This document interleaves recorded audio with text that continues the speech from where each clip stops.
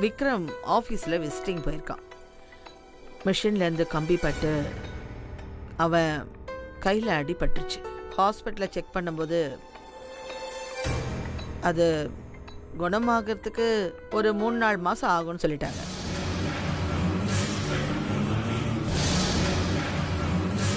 ஜோசியர்கிட்ட அவன் ஜாதகத்தை கொடுத்து பார்த்ததுக்கு அவனுக்கு நேரம் சரியில்லை, இன்னும் ஒரு 3-4 மாதத்துக்கு கல்யாணத்தை தள்ளி போடுறது நல்லதுன்னு சொன்னார்.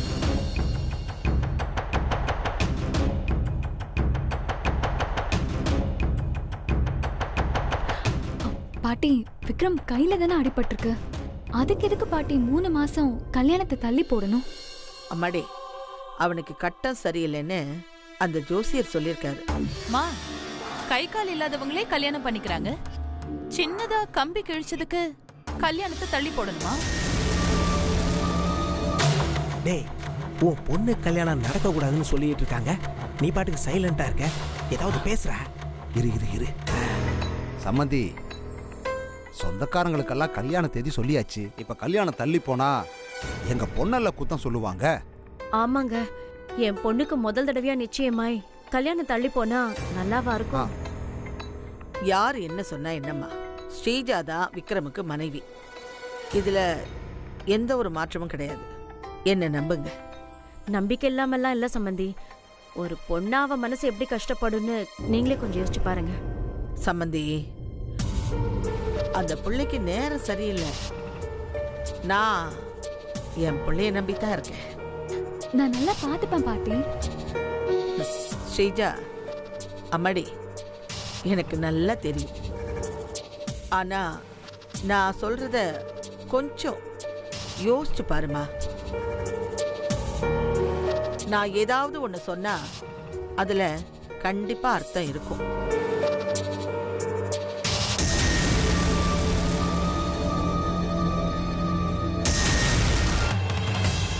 அம்மா, தள்ளி போனா விக்ரம தானே தப்பா பேசுவாங்க. எனக்கு என் புள்ள விக்ரம் தான் முக்கியம். நான் ஒன்றும் இந்த கல்யாணம் வேணான்னு சொல்லலையே. ஒரு 2-3 மாசம் கழிச்சு பண்ணிக்கலாம் தானே சொல்றேன். அம்மா, வேணாம் சந்திரிகா, ப்ளீஸ் நீ பேசாத. நீ சொல்றத நான் எதுவுமே கேட்க மாட்டேன். நான் ஒரு முடிவு எடுத்தா எடுத்ததுதான். உங்க எல்லாருக்கும் தெரியும் நான் ஜாதகத்தை எவ்வளவு நம்புவேன். அம்மா,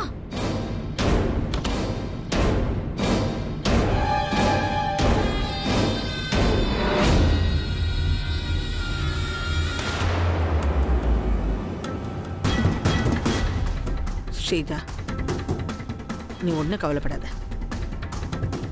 என்னைக்கா இருந்தாலும் நீ தான் இந்த வீட்டு மருமகன். உன் நல்லதுக்காக தான் சொல்றேன். சரிங்க பாட்டி.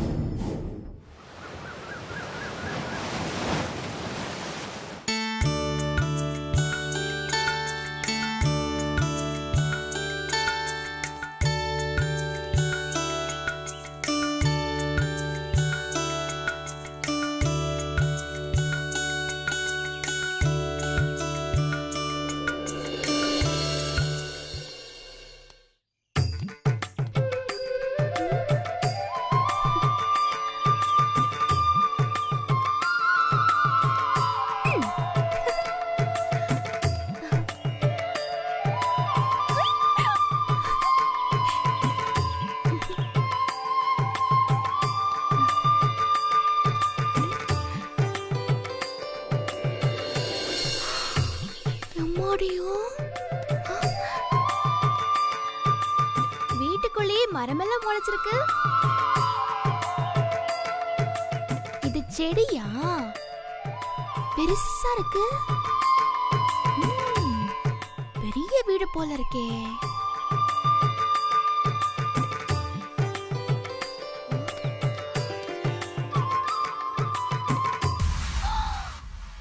ஆத்தாடி, இவ்ளோ அவசரமா? இங்க இருந்து விழுந்தோம்னா ஒரு எலும்பு கூட தேராதே. நமக்கு வேண்டாம், வீட்டுக்குள்ளே போயிடலாம்.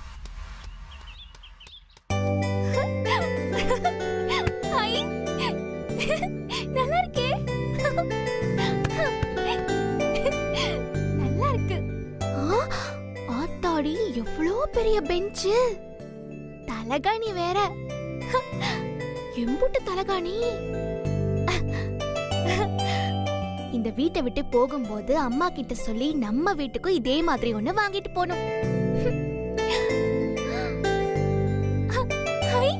குரங்கு பொம்மை. குரங்கு பொம்மை நல்லா இருக்கே. தேங்கால நல்லா செஞ்சிருக்காக. நீ பேசுனா நல்லா இருக்கும்ல. ஏதாவது பேசு பேசு பேசு. அக்கா அக்கா, இந்த குரங்கு பொம்மை நல்லா இருக்குல்ல? ஏ, இந்த குரங்கு பொம்மையை நீ பார்த்ததே இல்லையா? ஐயோ, நான் பார்த்ததே இல்லக்கா, இப்பதான் பாக்குறேன். நல்லா இருக்கு. என்ன இவ நம்மள அக்கான்னு சொல்லிட்டு போறா? பரவாயில்ல, பைத்தியமா நடிச்சாலும் நம்மள அக்கான்னு சொல்லி மரியாதை தரா. அது வரைக்கும் சந்தோஷம்.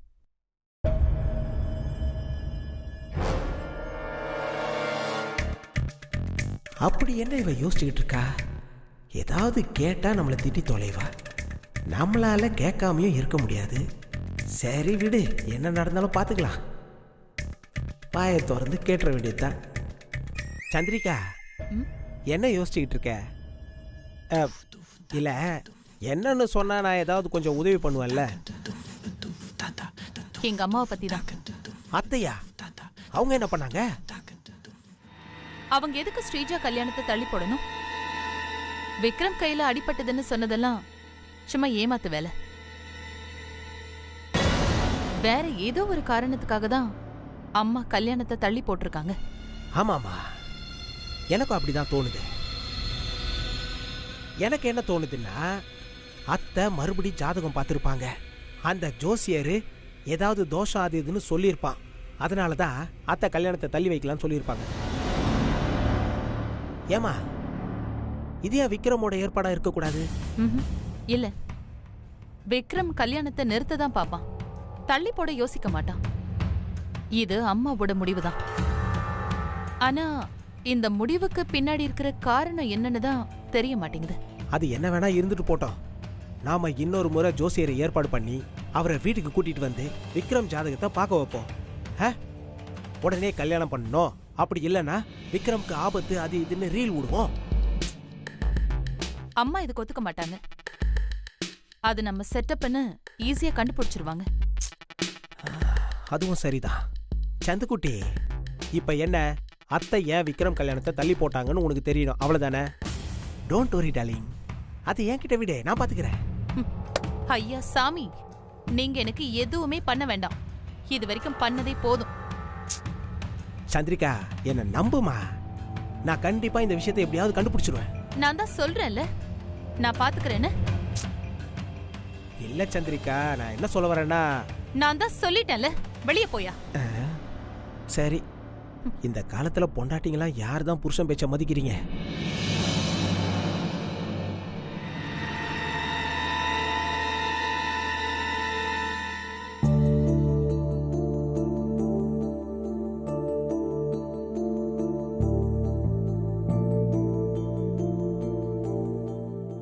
எவ்வளோ பெரிய சமயக்கட்டு,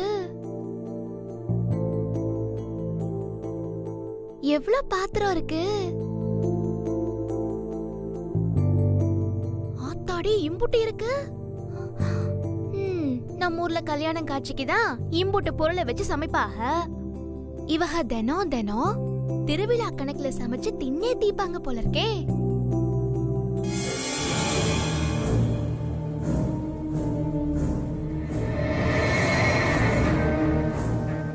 என்னம்மா வாக்கிங்கா? அதெல்லாம் ஒண்ணும் இல்ல. இந்த சந்திரிகாவை என்ன பண்ணலான்னு யோசிச்சுட்டு இருக்கேன். சந்திரிகா என்ன பண்ணாங்க? இது வரைக்கும் அவ நமக்கு தானே சப்போர்ட் பண்ணிட்டு இருந்தா. ஆனா இதுக்கு மேல நம்மள கழட்டி விட்டுவா போல இருக்கே. நேத்து பத்திரிக்கை வைக்கிற கடைசி நாள்.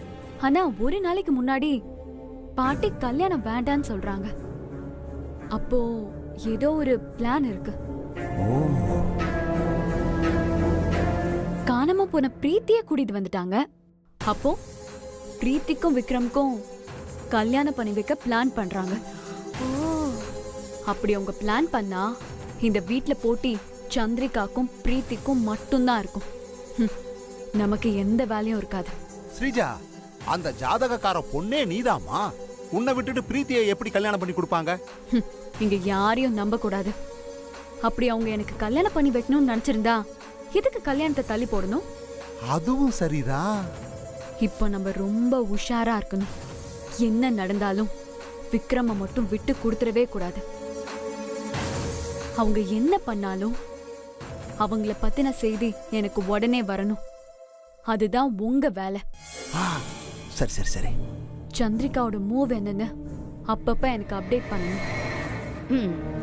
நான் மட்டும் இந்த வீட்டுக்கு மருமகள் ஆயிட்டேன்னு வச்சுக்கோங்க, இதே மாதிரி 2 வீடு உங்களுக்கு கட்டித்தரேன். 2 வீடு? என்ன ஸ்ரீஜா, நீ பணத்துக்காகவா உன் கூட இருக்கும்? நீ இந்த வீட்டுக்கு மருமகள் ஆயிட்டா கண்டிப்பா எங்களுக்கு ஏதாவது செய்வ. எங்களுக்கு நல்லா தெரியும். ஸ்ரீஜா, நாங்க நடிக்க வந்தது சந்திரிகாவுக்கு தான். ஆனா உனக்காக நாங்க என்ன வேணாலும் செய்வோம். இது போதும், நான் பாத்துக்கிறேன்.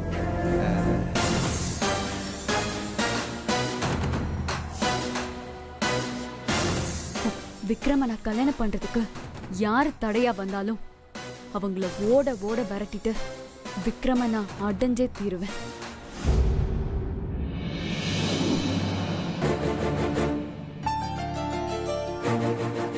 அத்தை உன்னையும் என்னையும் திட்டாத வரைக்கும் சந்தோஷம். நான் ரொம்ப பயந்துகிட்டே இருந்த விக்ரம். நீயும் பிரீத்தியும் கல்யாணம் பண்ணிக்க நானும் உடந்தையா இருந்தேன்னு அத்தை திட்டி என்ன வீட்டை விட்டு வெளியே அனுப்பிடுவாங்களோன்னு பயந்துகிட்டே இருந்தேன். ஆனா அந்த மாதிரி எதுவுமே நடக்கல.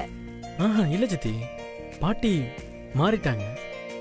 பிரீத்தி என்னையும் சேர்த்து வைக்கிறேன்னு சொல்லிருக்காங்க சித்தி. எல்லாம் சரிதான் விக்ரம். ஆனா எனக்கு இந்த இடத்துல தான் டவுட்டே இருக்கு. அத்தை இவ்ளோ பெரிய விஷயம் நடந்தும் கோவப்படாம நிதானமா இருக்காங்க. அதுவும் வழக்கத்துக்கு மாறா பிரீத்திய உன்னோட சேர்த்து வைக்கிறேன்னு வேற சொல்றாங்க. எனக்கு என்னவோ இந்த பிரச்சனைய ஆற போட்டு உன் மனச மாத்தி உனக்கும் ஸ்ரீஜாக்கும் கல்யாணம் பண்ணி வைக்க நினைக்கிறாங்களோன்னு எனக்கு தோணுது. விக்ரம், அவங்களுக்கு நீ ரொம்ப முக்கியம். அதை விட ஜாதகம் முக்கியம். கண்டிப்பா தள்ளி போட்டது உனக்கும் பிரீத்திக்கும் கல்யாணம் பண்ணி வைக்கிறதுக்கு இல்ல, உனக்கும் ஸ்ரீஜாக்கும் கல்யாணம் பண்ணி வைக்க. சித்தி, நானும் பாட்டிக்கிட்ட அதான் கேட்டேன். ஆனா பாட்டி அதெல்லாம் இல்ல, என்னையும் பிரீத்தியும் சேர்த்து வைக்கிறேன்னு வாக்கு கொடுத்துருக்காங்க. அப்படி பார்த்தா அத்தை உன்னை விட ஸ்ரீஜாவுக்கு தான் அதிகமா வாக்கு கொடுத்துருக்காங்க. சித்தி, அவ ஜாதக பொண்ணே இல்ல சித்தி, ஃப்ராடு. அது நமக்கு தெரியும், ஆனா அது அத்தைக்கு தெரியாதே. இத பார், எனக்கு அத்தைய பத்தி நல்லா தெரியும்.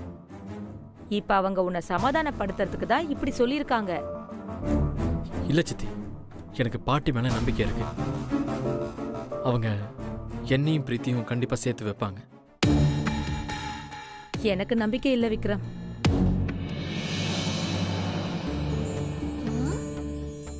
இது என்ன அடுப்பு மாதிரியெல்லாம் இருக்கு? நல்லா இருக்கே.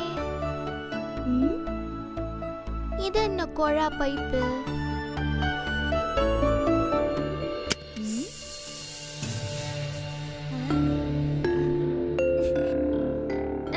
தண்ணி வரல, புசு புசுன்னு காத்து வருது.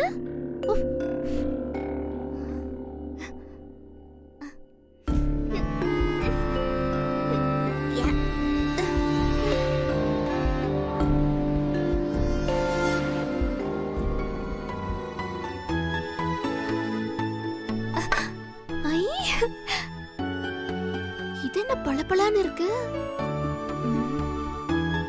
இத வச்சு என்ன செய்வாங்க? ஐயோ, உடைஞ்சிருச்சே. யாராவது பார்த்தா என்ன வைவாங்களே.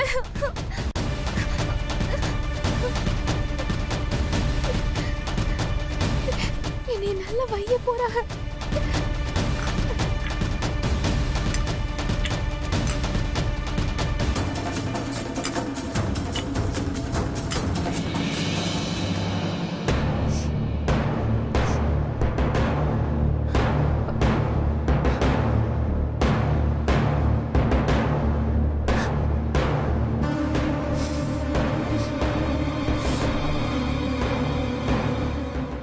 கேஸ் ஸ்மெல் மாதிரி இருக்குல்ல? ஆமா சித்தி. ஐயோ இரு.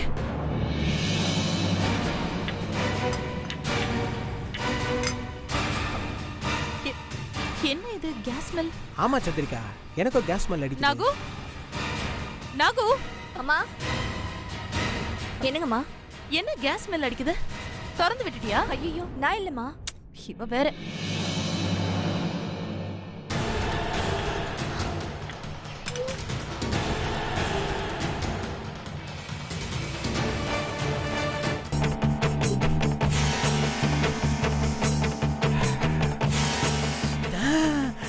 சந்திரிகா, இங்க பாரு, கேஸ் ஓபன் ஆயிருக்கு. ஏய், என்னடி அரகுற வேலை பார்த்துட்டு இருக்க? கொஞ்சம் மிஸ் ஆயிருந்தா எல்லாரும் கூண்டோட கைலாசம் போயிருப்போம். ஐயோ அம்மா, நான் எதுவும் பண்ணல. ஏய், நீ பண்ணாம எப்படி டியூப் புடிங்கி இருக்கு? தெரியலம்மா. நீ மட்டும் தானே கிச்சனுக்குள்ள வந்த? ஆமாமா. அப்போ வேற யாரு?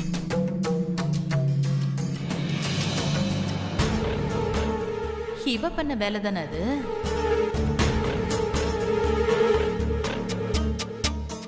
பிரீத்தி, எழுந்துரு.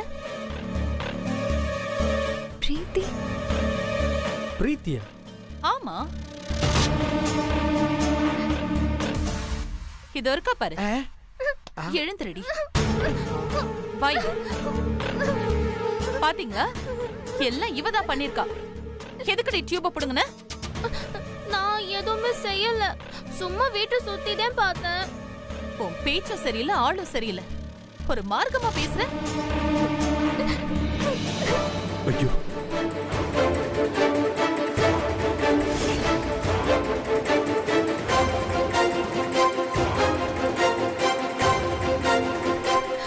நான் ஒண்ணும் பண்ணலக்கா, சும்மா தொட்டதே பார்த்தேன். அதுல புசுன்னு சத்தம் கேட்டுச்சு, உடனே கையை எடுத்துட்டேன். பாத்தீங்களா, அன்னைக்கு கேஸ் டியூப் அருந்து தொங்குதுன்னு சொன்னா, இப்போ தொட்டு பார்த்தாலாம், புசுன்னு சத்தம் கேட்டுச்சான். ஒண்ணுமே தெரியாத அப்பாவி மாதிரி நடிக்கிறான். இவளை எதுக்கு வீட்டுல வச்சிருக்கீங்க? பேசாம பைத்தியக்கார ஹாஸ்பிட்டல்ல சேர்த்து விடணும். ஆண்டி பார்த்து பேசுங்க. ஓ, அவளை சொன்னா விக்ரமுக்கு கோபம் பொத்துக்கிட்டு வந்துருமே. ஐயோ, என்னால நீங்க சண்டை போட வேணாம். நான் சும்மா சுத்தி பார்த்தேன், தப்புதான். இனிமே எதையும் தொட மாட்டேன், போதுமா?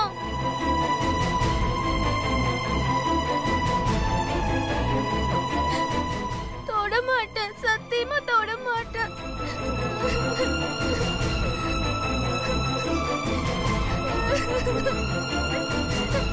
ஏய், என்னடி அழுது டிராமா போடுறியா?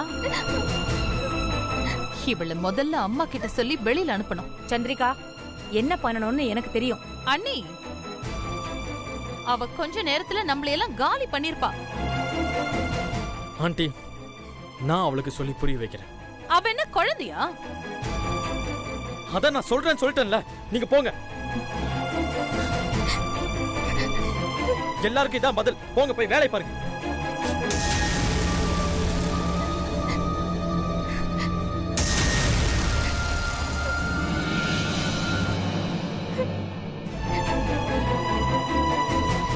விக்ரம் தம்பி, கல்பனாமா, நீங்களும் போங்க. போங்க, அம்மா அவங்கள கூப்பிட்டாங்க, நான் கூட்டிட்டு போறேன். சரிங்க, போங்க.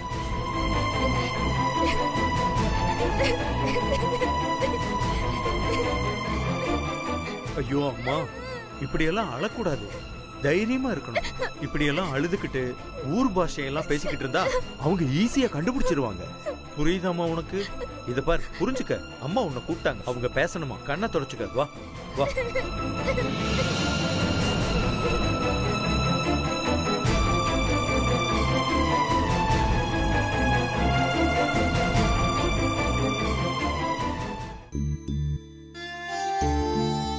ஷண்முகம், கொஞ்சம் வெளியே இருந்து பாத்துக்க.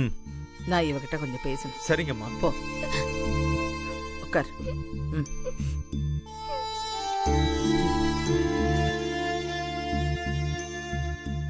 தேனு, நீ ஏன் இன்னும் ஊர்ல இருக்கிற மாதிரியே பேசுற? இத பார், என் பொண்ணு இருக்காள்ல சந்திரிகா, ரொம்ப தெளிவா இருப்பா அவ. நீ இப்படி பேசுனேன்னு வச்சுக்க, உடனே கண்டுபிடிச்சிருவா. எனக்கு அப்படிதான் பேச வருது, நான் என்னது செய்யறது? இதத்தான் நான் சொல்றேன், இப்படி பேசாதேன்னு சொல்றேன். மாத்தினா எப்படி பேசுறது? இந்த பார், நாங்க சாதாரணமா பேசுறோம்ல, அதே மாதிரி பேசு. நீ ஏன் ஈன்ட்டு எழுத்து பேசுற? சரி, இப்போ உன்னை யாராச்சும் சாப்பிட கூப்பிட்டாங்கன்னு வை. கொஞ்ச நேரம் கழிச்சு நான் வந்துடுறேன் அப்படின்னு சொல்லணும். எப்படி சொல்லுவ? சொல்லு பார்க்கலாம். செத்த நேரம் பொறுத்து வாரேன். அம்மாடி, அப்படி சொல்லக்கூடாது. கொஞ்ச நேரம் கழிச்சு நான் வர்றேன். நான் சொல்றது உனக்கு புரியுதா? செத்த நேரம் தானே.